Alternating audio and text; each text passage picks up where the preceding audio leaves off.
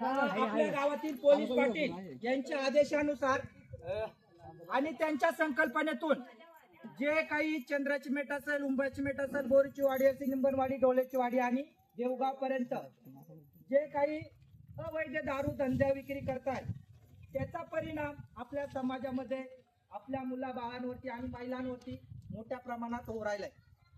मुलं शिक्षणापासून दूर गेलेले आहेत. घरामध्ये रोज हिंसाचा प्रकार वाढलेला आहे. महिलांची मारकूट होते. जी काही मंजुरी करून येत आहेत ते मुलाबाळांपर्यंत पोहोचत नाही आणि कुठेतरी दारूच्या व्यसनामुळे अनेकांचे बळी जाऊ राहिले.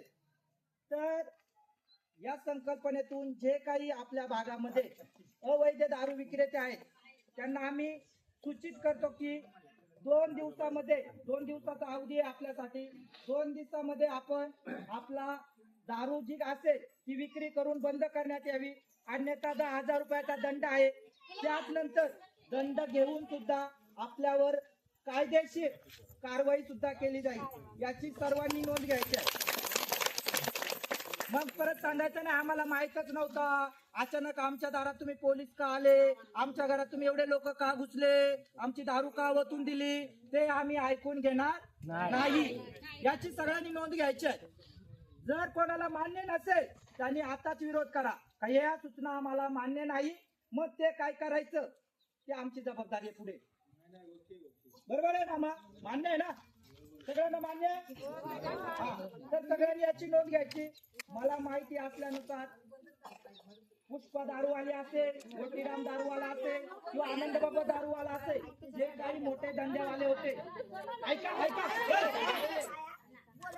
जे काही मोठे धंदेवाले असतील ते स्वतः उपस्थित होते मीटिंग मध्ये आणि त्यांनी स्वतःनी कबुली दिले का आम्ही फक्त आजपासून आमची संध्याकाळपासून दारू बंद असेल, आमच्याकडे कोणतीही दारू नसेल.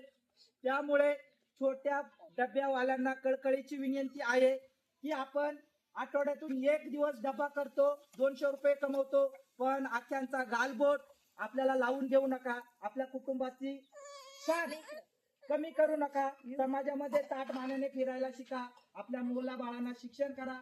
हा धंदा सोडून कुठलाही धंदे करा. तुम्हाला काही सहकार्य लागत असेल, कागदपत्राची अडचण असेल काय करायची, त्यासाठी आमचं मार्गदर्शन द्या, आम्ही यायला तयार आहे. अजून काय सांगू? तर ही गोष्ट सगळ्यांनी सहकार्य करा. आपलाच गाव आहे, आपलाच कुटुंब आहे, आपला एक कुटुंब आहे, आपला एक धर्म आहे, आपण एका समाजाचे आहे. उद्या उठून आपल्या कुटुंबामध्ये एखादी घटना झाली, रडू कोणाला येतं सांगा? आपल्यालाच येतं ना. मग आपल्या कुटुंबामध्ये आपल्याला एका छताखाली नांदायचे असेल तर आपल्याला सगळ्यांचा विचार घेऊन चांगल्या गोष्टी करणं गरजेचं आहे. आणि दारूमुळे काय आहे